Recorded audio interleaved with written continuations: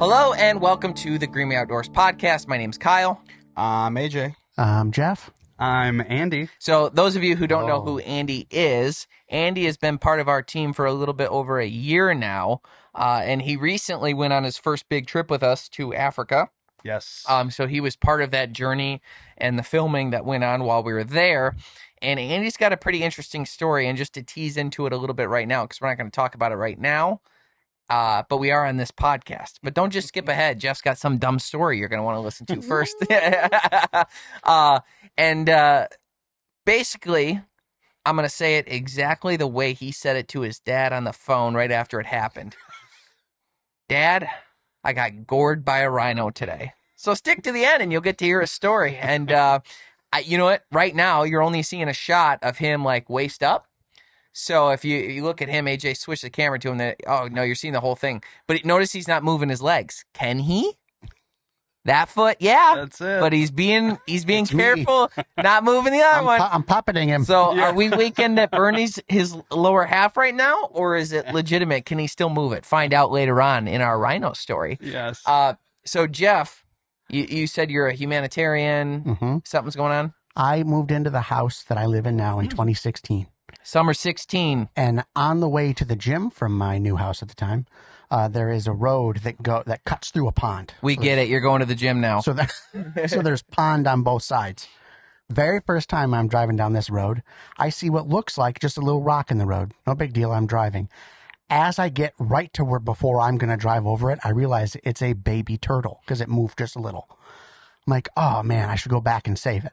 So I pull over. Is it just me, or does this sound like the same BS story he tried to sell us when he drove that car off the curb into the ditch and totaled his vehicle? I hit ice. I didn't flip, thank goodness. But so I drive over the turtle, not with my tires, just with the car. I pull over, and as I get out of the car, I see there was a person behind me, and they ran over the turtle and killed it. Oh, toothpasted him? Very, very sad. So I've been waiting for my moment, and I've lived there since 2016, and I finally had it this weekend, where I was driving, saw a little turtle, went, pulled over, got to him as he was getting to the other side, and went, no, you want to come back over here. I need this moment. And I took him and put him in the water. So I saved him. Yeah. Even though he probably didn't need saving, but I redeemed myself. The way you told that story, did you take him back to the other side? He just needed to get in water. No. What did he cross the road to get to the other side? And you were like, "No, I know what's better for you." No. I just put him over the guardrail into the water. My dad said that he used to, when he would scuba dive, there was like sea snails in the bottom of the ocean, and you could see the path that they had taken over the last week or so. That's and he'd either help them a little on further, or he'd start them back where they were. He's under there like, here you go. It's called a snail trail. Oh, you'd know. So anyhow, I actually have a funny snapping turtle story, and it's through the month of May and into June. A lot of times you'll see snapping turtles a lot more active as they get out of the water to go, lay their eggs. So that's why people see them on the roads this time of year. That's why they're all over the place. This was years ago, but I was on my way to a first date, and I had never met this girl before in person. I was on my way to pick her up, and on my way there, I was going through a winding road, and there was a huge snapping turtle on a winding road right in the middle, and he was going to get popped for sure because no car would see him until it was too late, and I assumed then they would spin out just like the Mario Kart game. Yeah, but as I walked up to, I pulled over, got out, picked him up, tried to bite me, of course. They're never grateful. And I took him to the other side, and then got in the truck, and I'm driving. I'm like, oh, I touched him, dude. They got a rank on them that is a stank of stanks. Yeah, that is. They are buried in that mud, in that swamp, and they stink to high heaven. I would assume they live off the methane down there. Based on how they smell. They hit it. And you were on your way to a first date? Yeah, so now I reek. Right. So I'm driving there. I'm like, shit. So I'm trying to hold the steering wheel, but not with the parts that touch the turtle because I've determined it's me. It stinks. I'm like, I'm all wrist driving in. So I pull in to pick up, and I like knock on the door, and she opens the door. I go, I'm so sorry, but can I come in, please, and wash my hands? I was like, this is what happened. I told her right away. But, like, I was using her dish soap and stuff, and she didn't expect me to come in. Her house was a mess, which was that was a big no-no for me, too. Red flag. Oh, you're not clean. I'm out of here. Well, you Says stink. the guy who Yeah. reeks. Yeah. Well, doesn't matter. My truck was clean, just stank a little bit. But yeah, so I like wash my hands and I'm like scrubbing them with dish soap, trying to get it off. But the whole day I could still smell it. And maybe she did too. I don't know. You But just need some Fast Orange.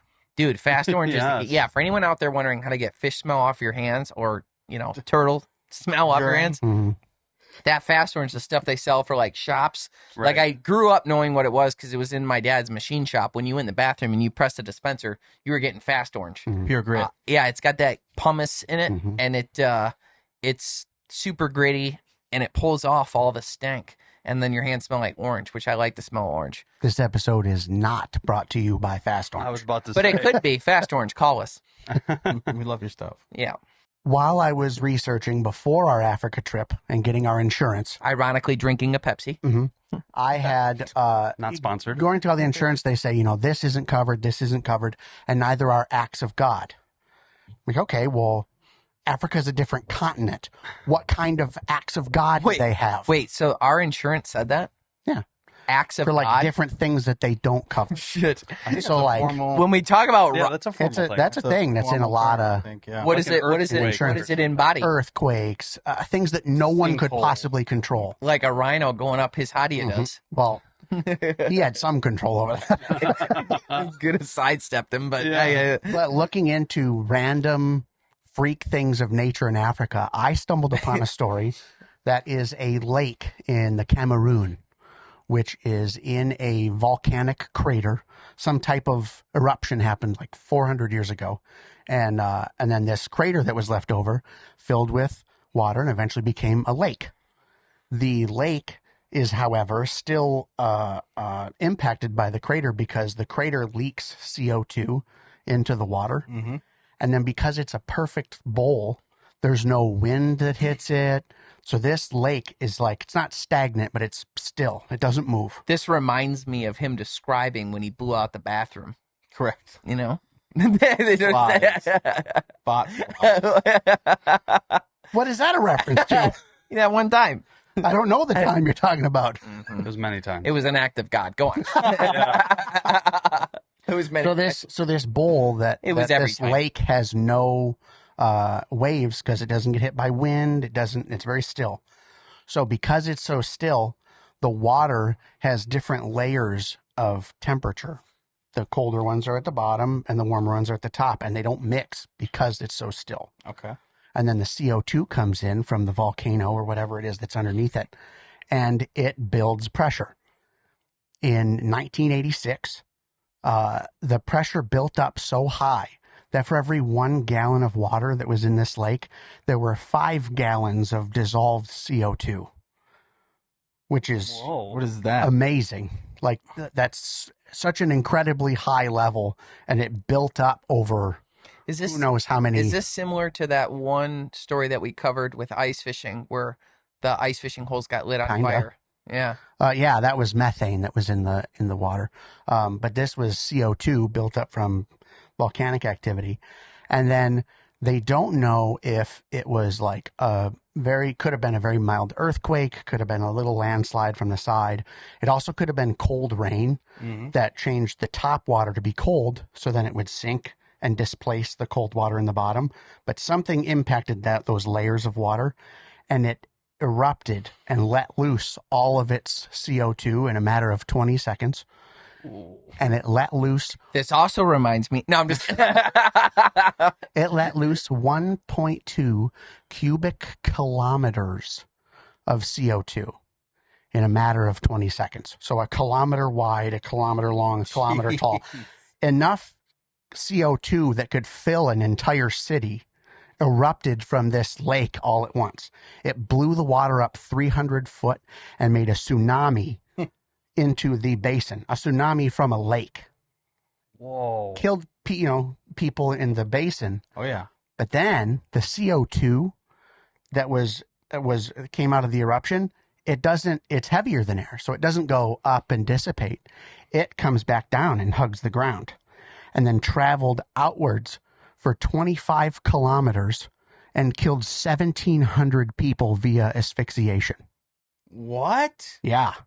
They said that it's Lake Nyos, They need some canned which air. is in Cameroon, and No one gets their life insurance money. the local village that was right there had 800 people, and of the 800 people, 6 people lived.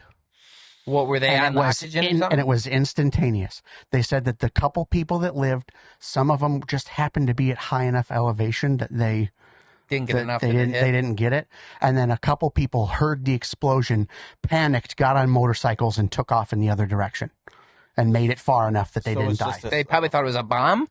Is it clear? Is CO2 clear? Well, it is clear and odorless, but the explosion with the water vapor in there, it just looked like a really, really dense fog. Yeah. But it wasn't like up or floating. It was all like hugging the ground. Looked like a fog machine where it comes at you. And I trust those less now. mhm. So one of the guys that lived said he was standing in his house, and all of a sudden he heard his daughter snoring. He's like, that's weird. And he turned to look at her. And as he turned to look, he said the snore intensified and was this horrible snore gurgle. Gasp. And he was witnessing her asphyxiate and die because the CO2 it disperses, or whatever the word is. It gets rid of all the oxygen because now it's just all CO2 right there, because the oxygen comes up and the CO2 is down here. So anyone close to the ground, if they had someone standing next to them, the person standing may have been fine, or not fine, but better. And the person laying down, Bye-bye. So there's like a suffocated and chance Snow White makes it, but the dwarfs do not. That is died. No, they all perished, So unfortunately. because of the high concentration of CO2 rolling into town, Mhm. it wipes out oxygen. Yep. Thus, you're just dying. Everyone asphyxiates. 1,700 people died. 3,500 domesticated animals and livestock died. And this is all in almost, not quite an instant, but like over a period of a day, that many people died. And like I said, it went for 25 kilometers out. So Pete, that from is the horrific. country? It was in the Cameroon, Cameroon. Yeah. And this is in 1986. 1986. Since then, they put in a pipe that goes down to the cold water and is supposed to dissipate the CO2. Yeah, let it See escape. why? They're back up to 85% of the CO2 in that lake again. So they're trying to figure out what to do to make it not happen again. You go on the ride of your life if you were in the water when it went off. Yeah. So, because Another thing is when it's called a limnic eruption from the gas. When that happened, it churned up all the water, and instead of it being a nice blue, it turned blood red because there's so much iron deposit in the base, and it mixed it all up, so it changed colors too. Very ominous looking. Yeah. Blood red lake. That's insane. Jeez. Yeah. Great story. I've completely lost my erection. I'm not So- hungry anymore. So this lake, like I said, they put in a pipe in the hopes that that'll help to dissipate. They're doing some other things. There is another lake that is, I believe it's on the border of the Congo and another country. It's on the east side of the continent. That is 1,000 times the size of Lake Nyos. That has the same problem. It's also built in a thing. Only there's 2 million people that live around that lake. Mozambique. No, it's not Mozambique. But anyways, so yeah, that's another lake that they're worried that this could happen. And the funny thing is they've been doing digs and archaeological tests around that area, and they've found that roughly every 1,000 years, there's just an extreme die-off. And they think that it's just the lake over time, building pressure, exploding, killing everything. Building pressure, exploding, killing everything. But Killer it takes lakes. like 1,000 years to do it. This one happened in 400. That kind of sounds like a wilderness athlete. Not wilderness athlete. That sounds like a Wilderness Chronicles episode where we could talk about acts of God. Yeah. As it said, but really it's just New nature. term you've learned. Yeah. Yeah. Now it's a real word, you know. Now it's a real term. What's interesting to me is, like, just to summarize it for anyone who maybe like missed or didn't understand, you've got CO2 building up, pressure builds up underneath the lake, explodes. The water shoots up in the air and then comes down and crashes, creating tsunamis out of the lake that killed people.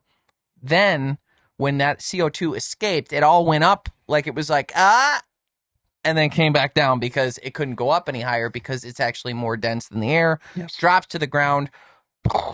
Deadly fog. Yeah, fog all over the place. How long did it take for the CO2 to dissipate so that people could go in and find all the dead?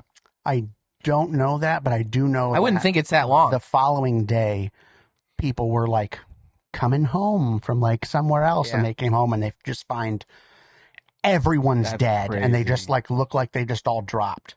You know, stuff like that is like, you know, there's different like Mayan ruins and stuff where it like looks like people just upped and walked away. And I have never heard this story that you're telling today, but it makes you wonder if like maybe it's something like that. You know what I mean? It's like what an odd thing. You know what I mean? It's like, yep, everybody's dead now. That's you can't plan for it with no technology. You'd have no idea it's coming. It's insane. Jeez, Brutal. yeah. You certainly wouldn't have a warning like someone yelling, "Get behind me! Get behind me!" I had one of those. I got one of those for sure.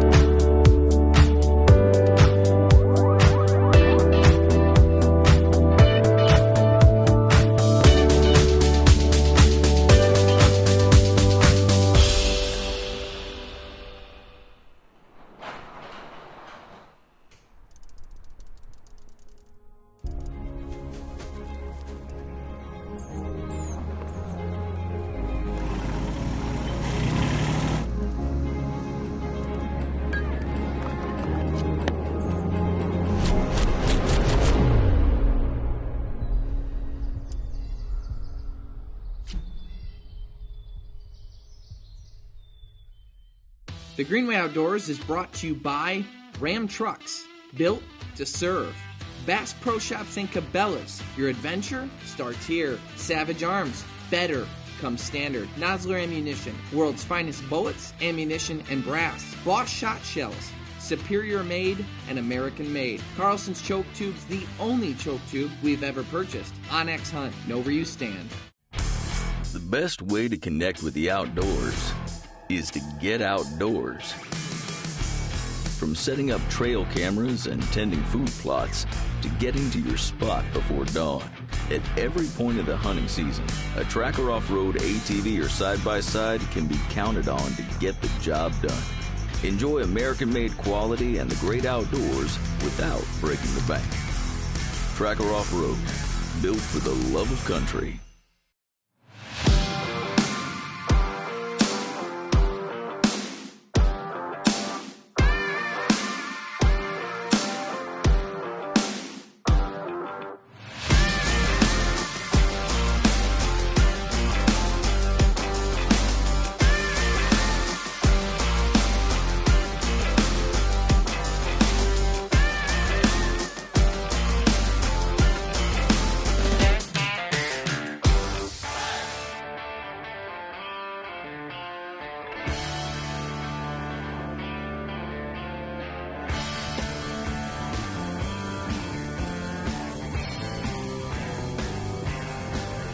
For every purpose, for every path, for every soul, for every season, there's a Ram. Sure. So, Andy, we're going to kick off the story. I think that the best way to do it is to let you start and kind of give your perspective, and then I'll share mine, and then AJ and Jeff can share theirs because they were farther away. Or should we do it reverse? Because Jeff and AJ were further away, and start and work your way closer, or start closer and work our way out? What do you think's better? Well, I can tell you what I saw and what happened, and then He starts off though. He goes, "So there's 6 rhinos." I'm like, okay. I was fighting them off one by one. I've got my sword. No, we that day we had been I forget the name of the park that we were at, but we had been stalking a rhino for 5 or 6 hours, right? 4 or 5 hours, and on foot, and this was a very dangerous, very long-winded. You got to be careful with rhinos because they can hear really well. They just can't see. So you got to be really quiet. You got to be on foot. We can't drive up to it on a truck or anything like that. They're kind of like a T-Rex where they'll see the movement, but they're not blind, but their vision certainly isn't very good. Right. It's pretty weak. So their hearing and smell, and surprisingly their speed, are all things they use to their advantage. Yeah, they're definitely a lot faster than I ever thought they would be. But so we finally dart the animal, which was pretty intense, and then it runs off. And the process of finding it, we had to throw up a drone. There were a bunch of people there too. There must have been 40 people there, 35 people, all looking for this rhino, and it took us about 45 minutes to find it, locate it. Part of the reason why we were darting it in the first place was people do green hunts just for the sake of doing green hunts so they can take a picture with the animal. That's not what we were doing.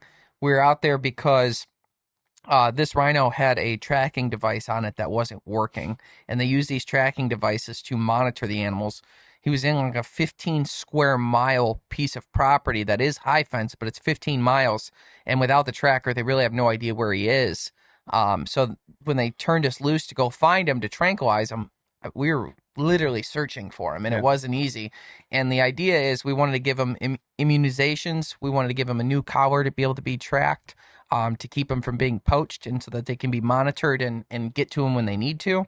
So new collar, immunizations, and we needed to draw some blood from him to see how the immunizations that he's received already are working, to make sure he doesn't have parasites, he doesn't have any infections or anything like that.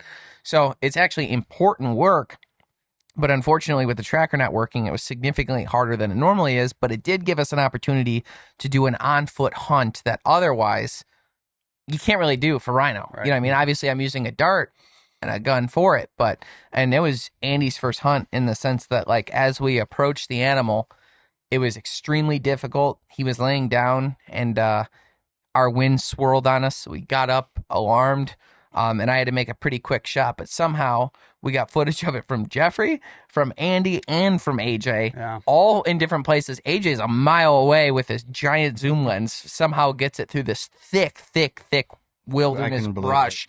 Just happened to find that lane. I shoot him and he takes off. And the reason why we had to take up the drone to try and find him is you're in a bit of a hurry. You don't, and the guy warned us ahead of time. He said, listen, you're going to dart him and he is not going to just fall over. He's going to run off, and then eventually he'll sit down. Now, once he sits down, he won't be able to get up again. So what we'll do is we'll go in and hog tie his legs, basically, and tip him over so we can control how he tips over. If we give him too much and he plops over on his own, he might impale himself on a tree limb, something like that. So we're like, okay. So we know once we shoot this guy, he'll go away, we'll re-find him, he'll be sitting down, and then there's nothing he can do. Right. That's what we were told. And when we finally found him, this was the end of an exhausting day.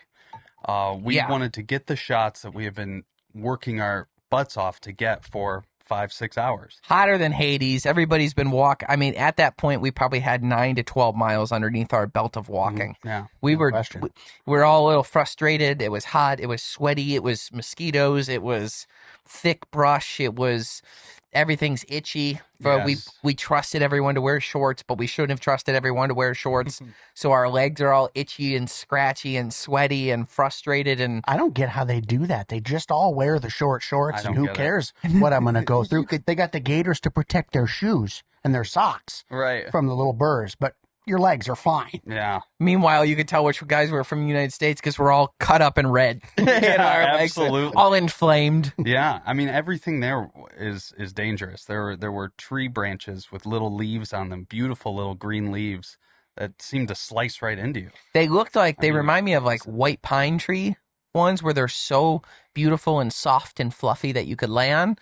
And the one time Andy went under one, and you would think that these things are fluffy and soft and nice. Sharpest, grabbiest, hookiest stuff ever. It was like it turned everything into another piece of Velcro.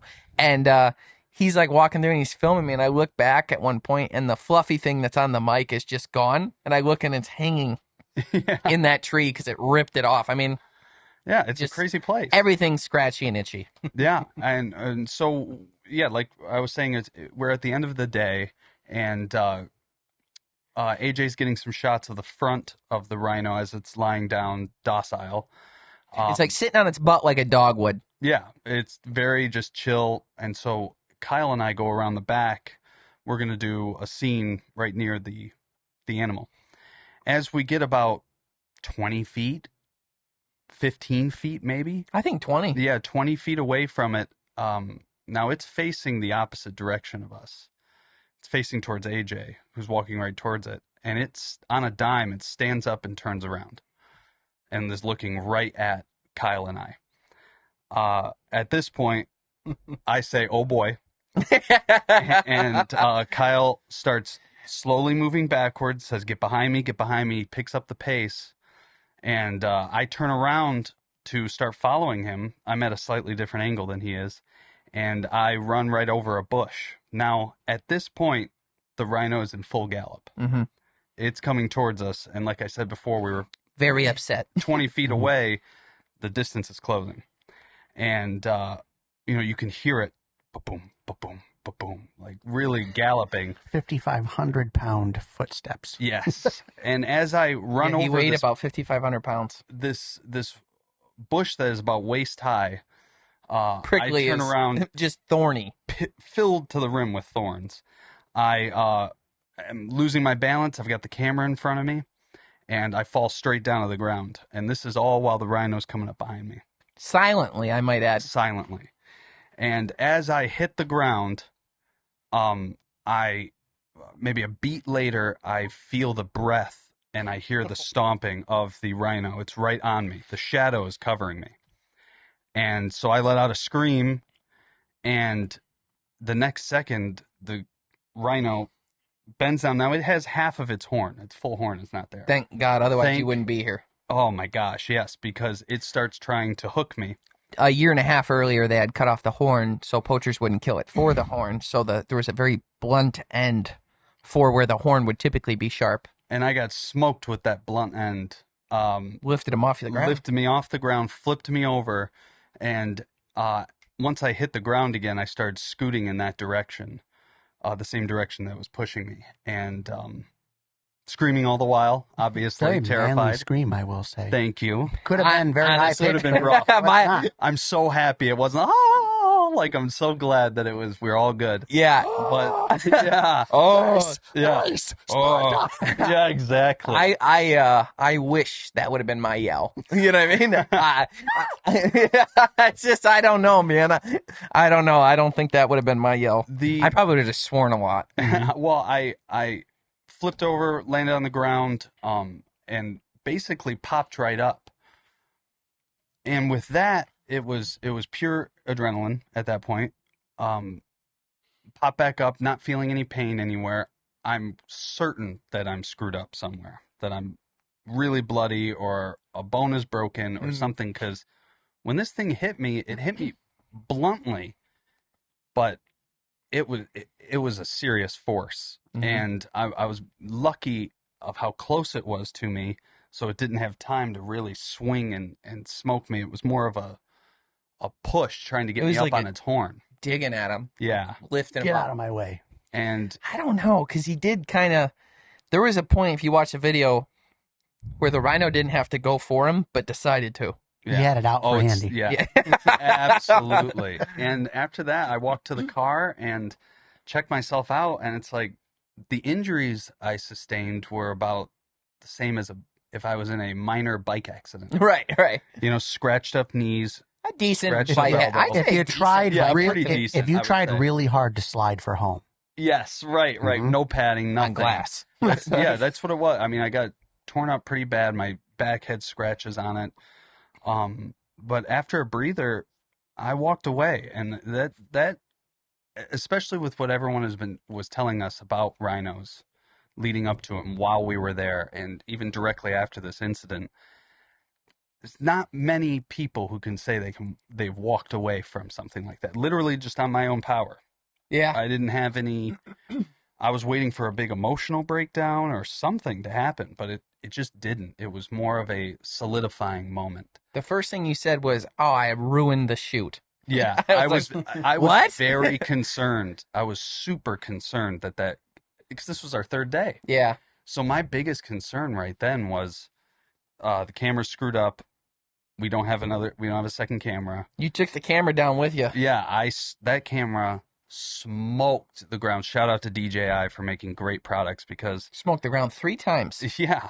I mean, you can see it in the footage. It's getting thrown it got around. Flipped with you. Yeah, it got flipped because I kept holding on to it because it was the first thing landing every time you landed. Yeah. And boy, big shout out to DJI because we kept using that camera.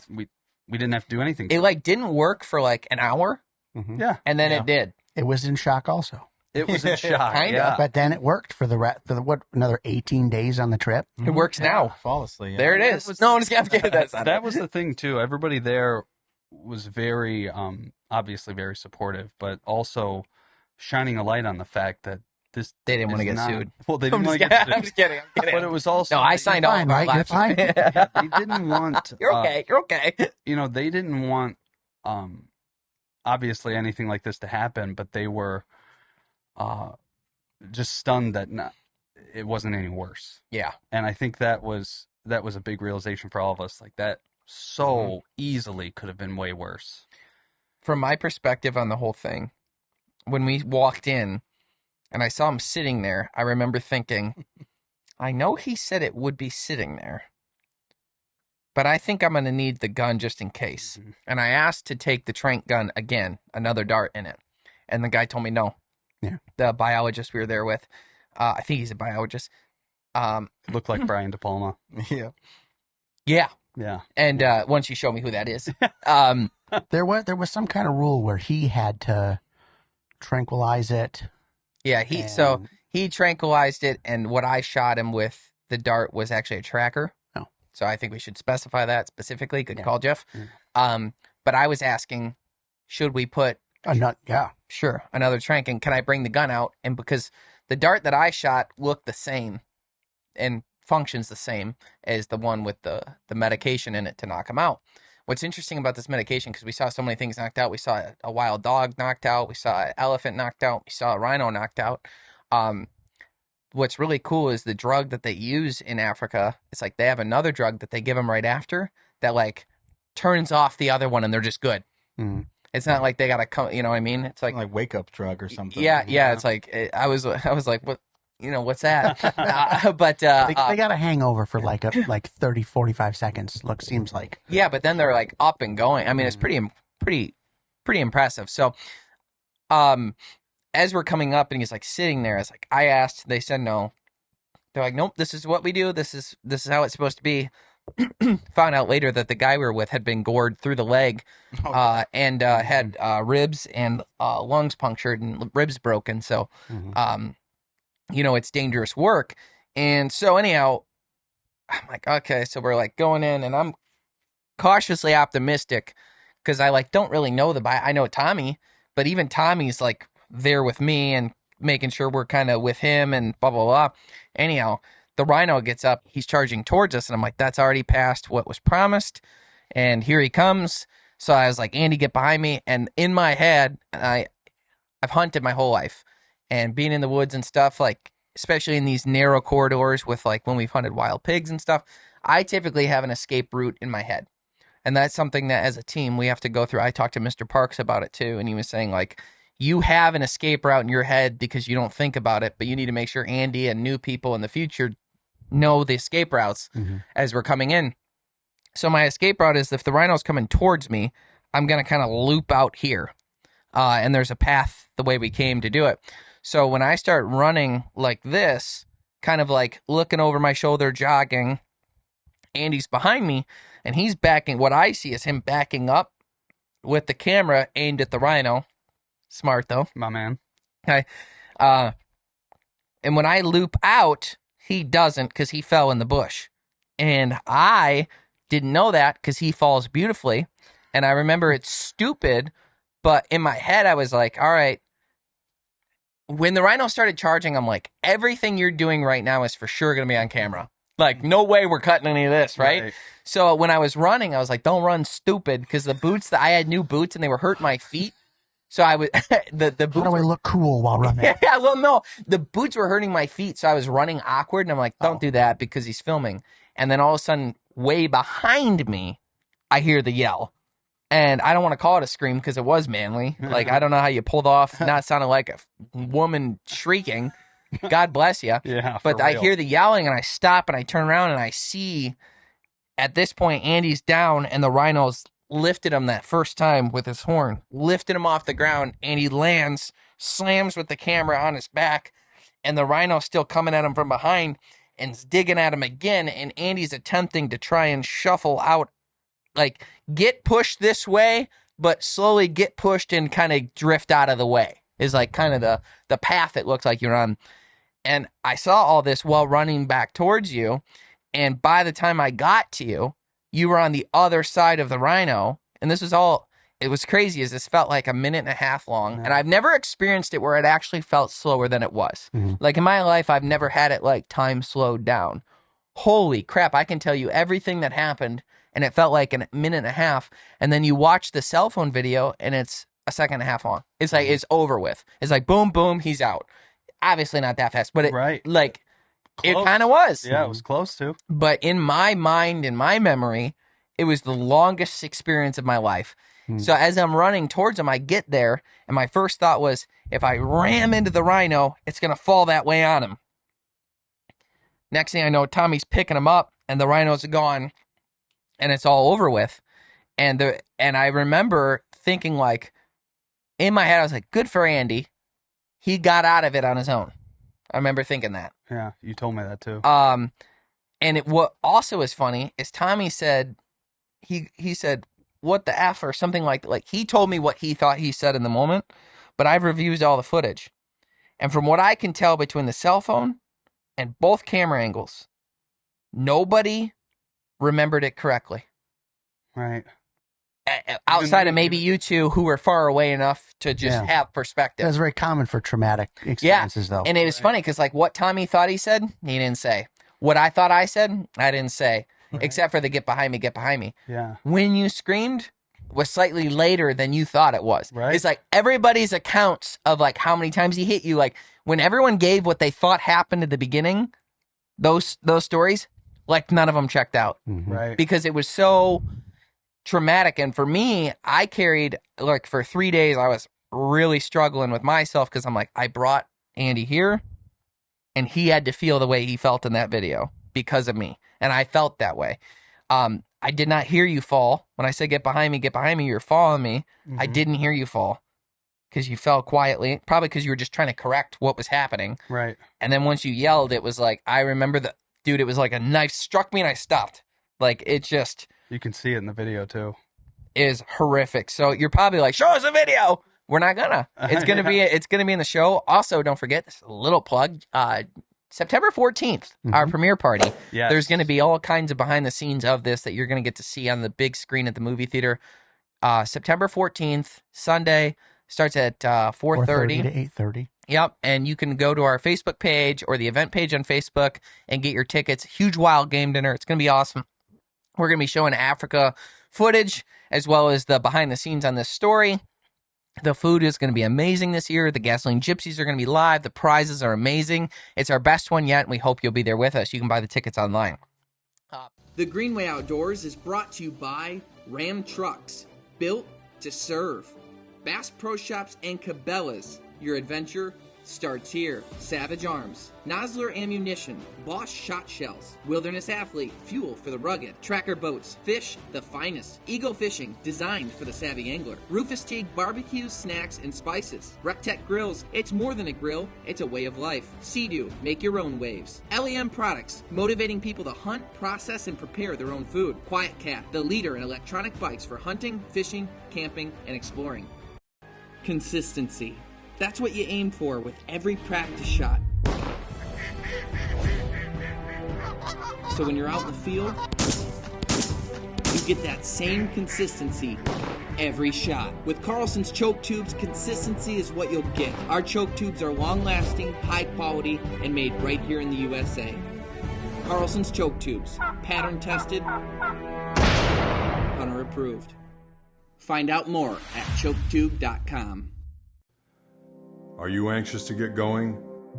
Knowing that the clock is ticking and time truly is the most precious commodity in the world? then you, my friend, are in good company.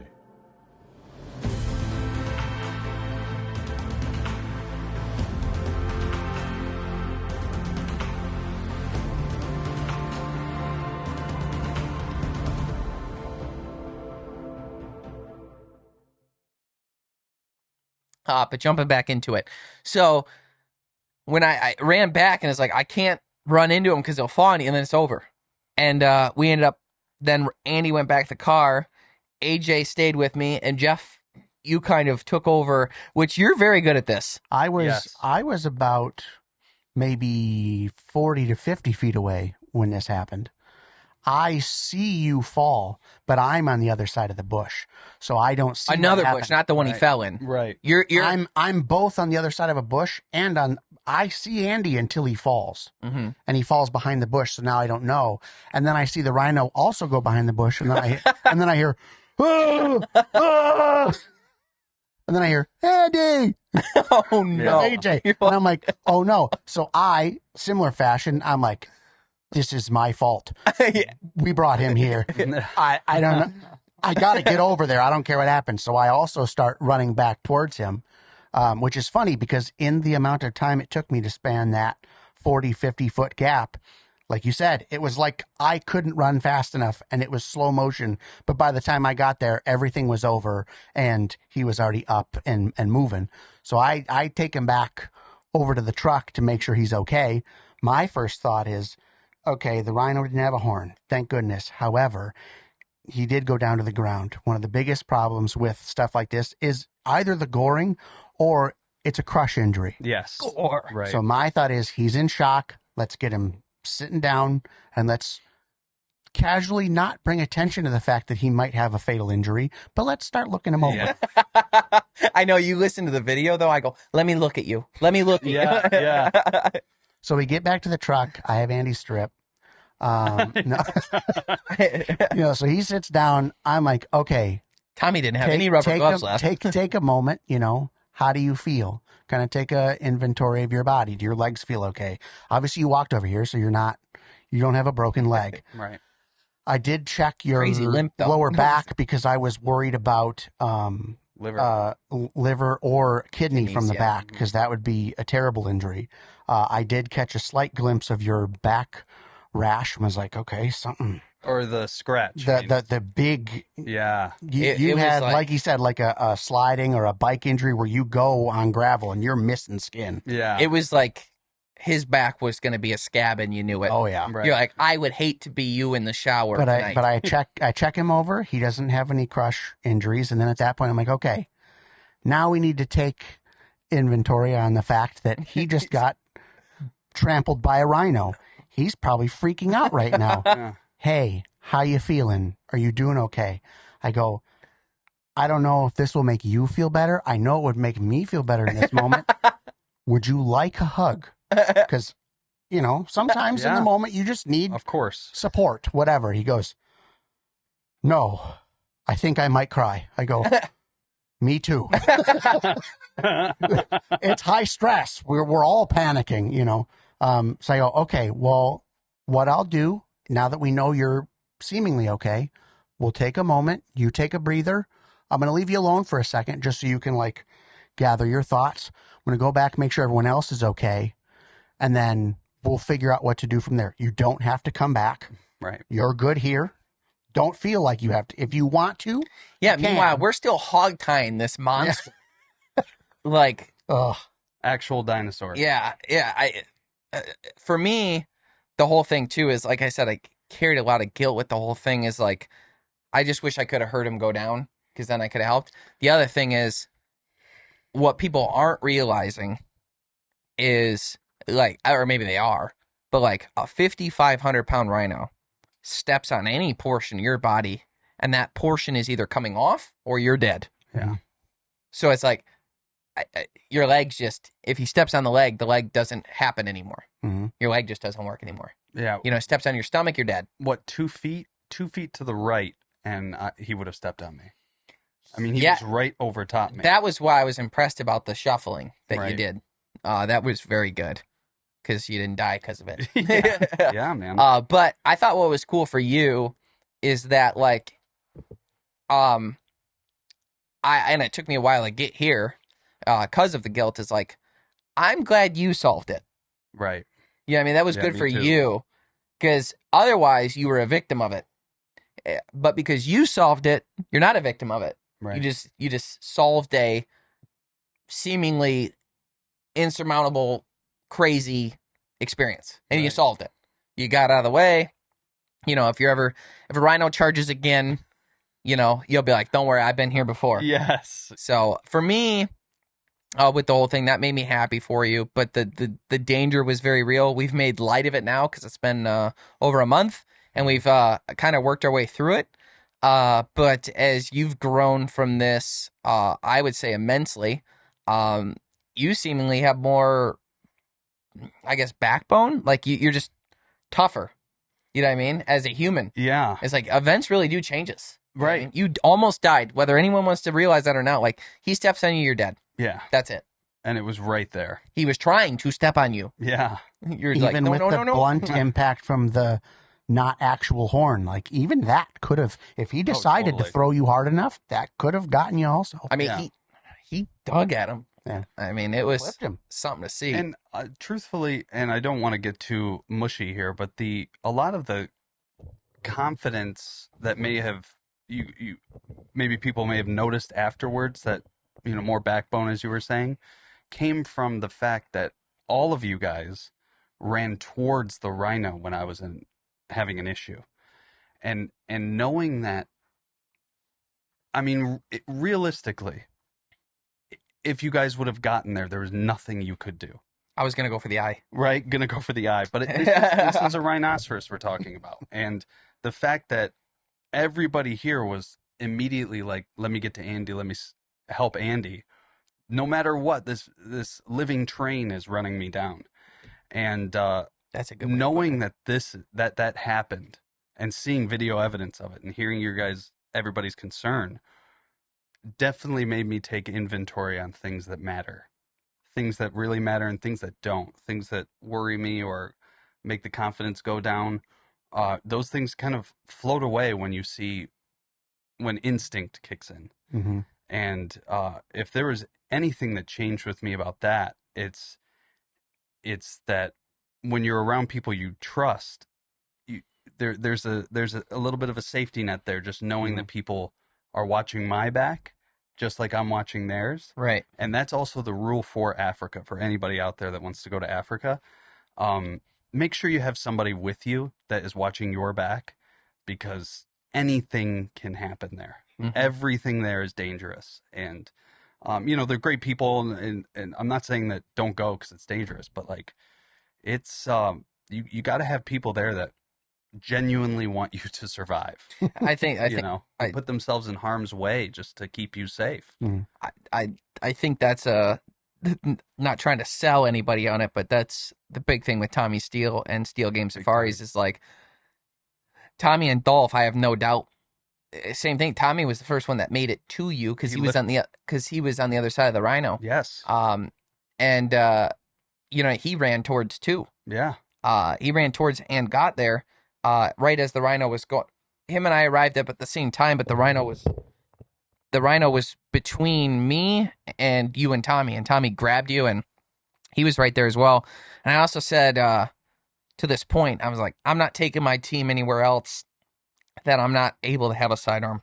Right. If I can't have my gun with me, then we're not doing that, because it's just not. What's strange about Africa, and I tell people this, is like, for the most part in the United States or anywhere else that I've hunted, it's like when the game sees you, it runs. It's scared. It's terrified.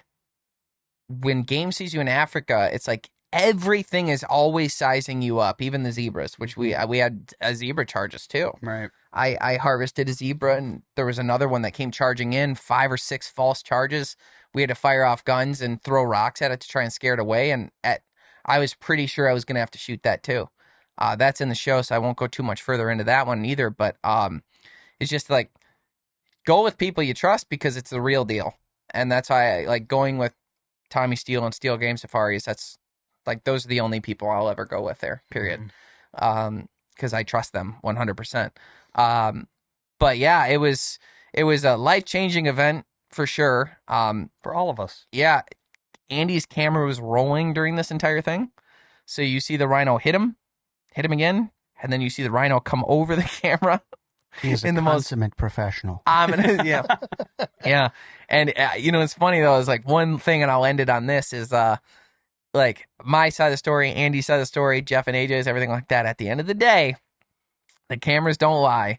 And the truth is, the only time Andy stopped filming that Rhino was when he already fell, which means he never quit filming. That's why when I said to him when I watched it, I go, what was your plan? When were you going to make the turn to run? I was like, you're just backing up filming. You're like, all right, he's almost too close and I'm down. It's like, this guy, I'm going to jump he's going to in 3, 2. Exactly. I mean, you got the shot. Yeah. You got the shot, and that was I'm proud of that. From a professional standpoint, kudos to you on that. Thank you. And don't forget, this video and all the clips, the very first time people are going to see this is actually at the premiere party. So September 14th, we hope everyone will be there experiencing this and getting our perspective on it. On the big screen is going to be the best way to see it. So September 14th, Bass Pro Shop in Auburn Hills and AMC Theaters. We're putting on a giant wild game dinner. The food is going to be incredible this year. Gasoline Gypsies. Tickets are on sale. You can find them at the Greenway Outdoors Facebook page. And then you can get to the Ticket Tailor website there from there, or you can just search on Google Ticket Tailor Greenway Outdoors Premiere 2025. So don't forget, we have the new Wilderness Chronicles series, which is on our YouTube channel. We have a new season of the History Channel show coming out starting September 13th, the day before the premiere party. And we're going to be on Saturdays on the History Channel, and we're really excited about those. The first 2 episodes are ice fishing in Maine and hunting ducks in the Coca-Cola woods in Arkansas. 2 of my favorite episodes, so check those out. Of course, we have our weekly video podcast right here every single week. If you're listening to this, you could be watching it on YouTube. And then all of our previous seasons for the History Channel show are now on Waypoint TV, so check that out there. Thanks so much for tuning into the Greenway Outdoors podcast, and stay green.